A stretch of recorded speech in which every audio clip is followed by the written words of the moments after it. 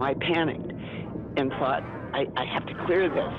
I took a stroke. I came up for another breath, and I got no air at all.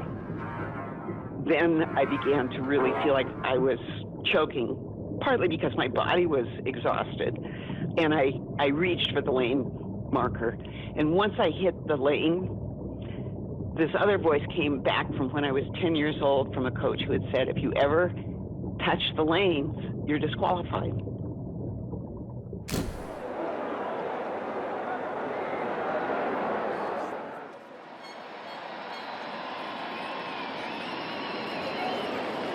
Alla piscina olimpica, finale dei 100 metri farfalla. United States.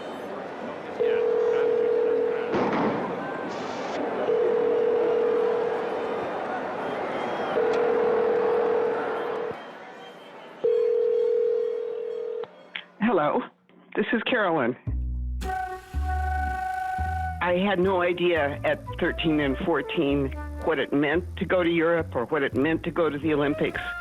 I was the first person in my family to have a passport, to even think about going any place other than Canada. Two things when we arrived in Rome that I can remember was the bus was so modern. It was like space age. But then out the window were these people who looked different than Americans, and where there were columns and old ruins. And it was, I don't know, it was just like otherworldly.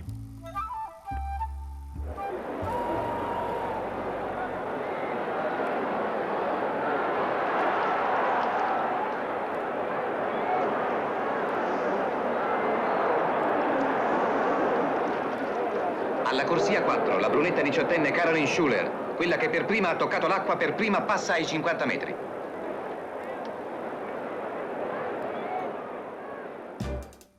I wanted to be in the opening ceremonies, but then the next day was the opening races. So I was swimming 4 events, 100 freestyle, the 100 butterfly, the freestyle relay, and the medley relay. 2 days before, we had an audience with the Pope, Pope John the 23rd. And I did go to that. It was extraordinary, but my feet killed me. And that was kind of when I knew I couldn't be in the opening ceremonies. I was not really the youngest. The youngest on the team was Donna De Verona, who was 13, and the oldest member of the team was 19. So our average age was like 16 and a half or 17. In 1960, we didn't have goggles. So our eyes were bathed in chlorine all the time, 4 hours a day. The California swimmers always had bright, shining blonde hair that would turn slightly green, and we all had bloodshot eyes all the time.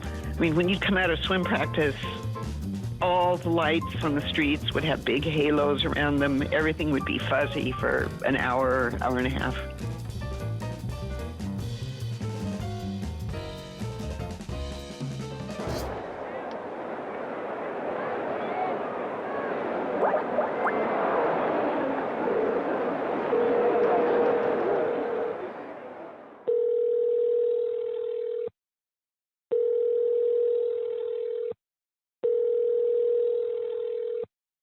Hello, this is Lynn Burke.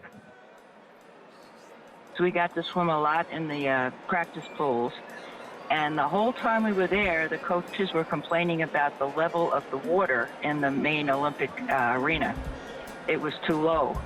So if you're leading a race and you come out of the turn, you'd get like a wave come right at you. The coaches were all discussing it with the officials to please fill up the pools higher, higher, higher. I guess to no avail. So, when we set world records, it was amazing because they call it a slow pool. Because you have the waves, a little bit of waves instead of being smooth like glass, like you see now on television. We as a team had some worries about the pool. So if you can imagine 8 swimmers swimming towards the end of the pool, 3 of them are 2 or 3 or 4 seconds ahead of the rest. They're pushing a wave in front of them.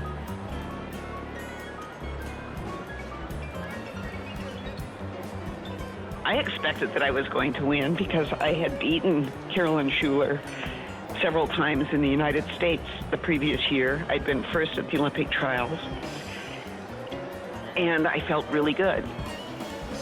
I had a strategy that I would come out of the turn and take 2 or 3 strokes, 2 strokes, not breathing, take a breath, and I would be past the wave that followed us.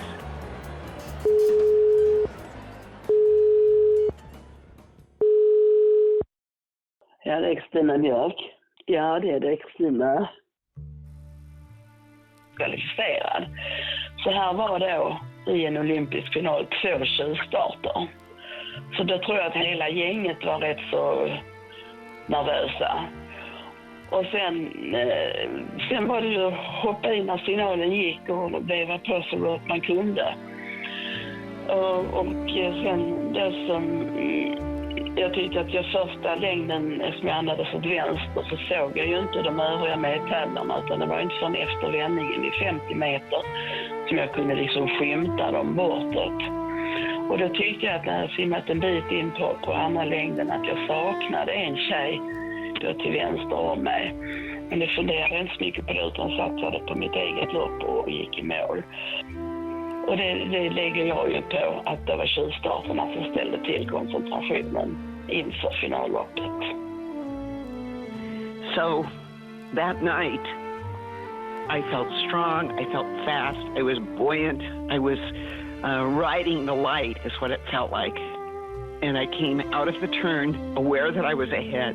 I took my 2 strokes, I took a breath, I was clear, I took a stroke, and then I started into my pattern of breathing. And the next time I came up, I hit the wave of the slower swimmers, the ones who were 3 or 4 seconds behind, who were still coming into the turn.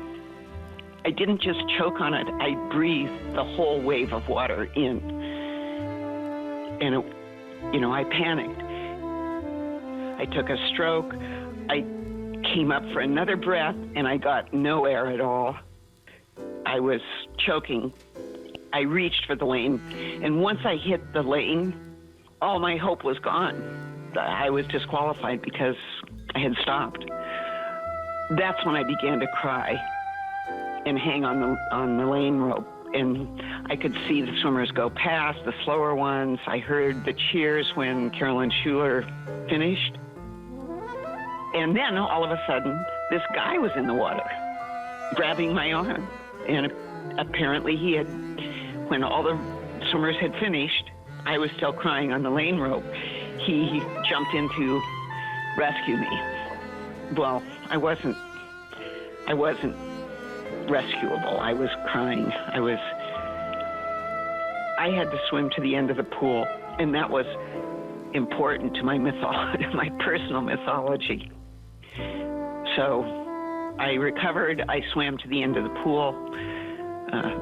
I congratulated Carolyn Schuler.